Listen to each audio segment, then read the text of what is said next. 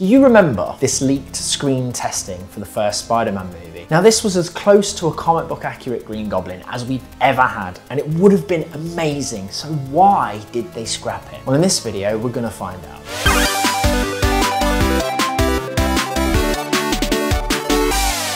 Now we've seen 4 versions of the Green Goblin in the movie so far, and none of them are entirely comic book accurate. Hollywood is often obsessed with realism, and in the comic book world that can lead to massive changes for some of our most beloved characters. The movies will often swap out the mystery of a comic book character for a more grounded explanation. And it's not just the Green Goblin. Let's take Rhino for example.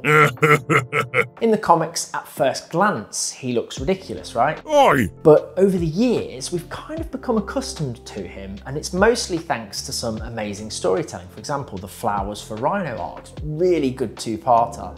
Now these amazing stories build a connection with the character, and we soon start to overlook the fact that he is essentially a man wearing a Rhino onesie. Oi! I know what some of you are thinking, the Rhino looks comic book accurate in the Kraven the Hunter movie. Sure, I mean, what we've seen so far, it does look like they've learnt their lesson, but anything would have been better than that god-awful Paul Giamatti version, right? And actually, in Kraven the Hunter, it still looks like Rhino is a mutation rather than a suit, so technically my point still stands. But let's get back to the Green Goblin.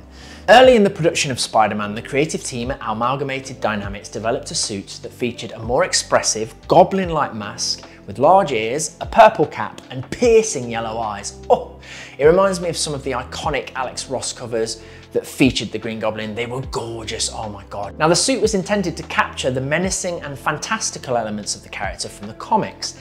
So why wasn't this comic book accurate suit chosen? Well, there were a few reasons that I came across in my research. Firstly, the original design was deemed too complex and cumbersome for practical use. The mask, whilst visually striking, was difficult for Willem Dafoe to wear and for him to act in for an extended period of time. Additionally, the production team was concerned that the comic book accurate design might come off as a little too silly or cartoonish for the tone that they wanted to achieve in the film. They aimed for a more modern and realistic look, which led to the creation of the high-tech armoured suits that we saw in the final movie. Now you must remember that this was one of the first superhero movies to go big, and I understand that in the early noughties we may have looked upon a cartoonish mask as a little bit too full-on for the wider cinematic audience.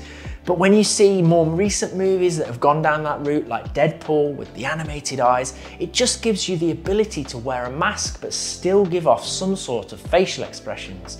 I mean, just watch this scene here. I don't know who he is. His stuff comes in the mail. You're lying! I swear. He's the one who can bring me to him. I don't know who he is. You are useless, you. Set him down, tough guy. Speak of the devil. Now there's a real disconnect there because there's no real expression. You know, so much of the Goblin is about the face and it's all lost. It'd be no different than putting a helmet on the Joker. You know, you wouldn't cover Jack Nicholson's face. The Goblin is no different at all. And when you have an amazing actor like Willem Dafoe, one of the best for facial expressions, is right up there with Nicholson, the expressive mask would have allowed for a greater range of emotions. It would have enhanced Dafoe's already stellar performance. I'm gonna butcher my Willem Dafoe impression here, but I genuinely think that in this scene, he's so restricted by the suit, and I think possibly because he's on the glider, he's in like some sort of cables as well. Speak of the devil!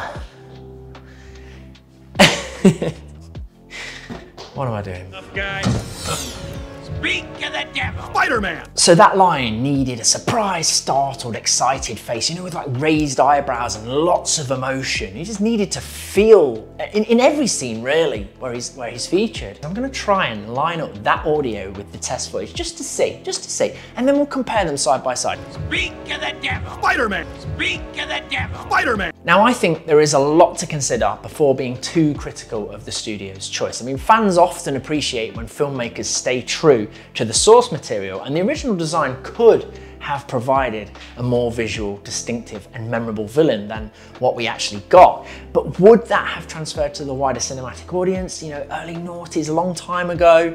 I'm not so sure. Interestingly, the criticisms of the 2002 suit were taken into account for Spider-Man No Way Home.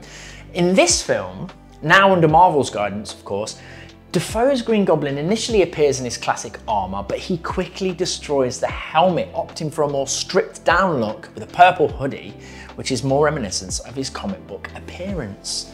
I just wonder if a tint of green during his most psychotic moments could have snuck under the radar without looking too over the top. I'm sure it was considered. We've seen it used so perfectly in the comics during the Siege storyline, where Norman loses his helmet and reveals he's completely lost his mind. So in conclusion, whilst the original comic accurate suit for the Green Goblin was ultimately not used, it's fascinating to consider what might have been. And the decision to go with a more modern armoured look, which was driven by practical and aesthetic considerations, makes sense.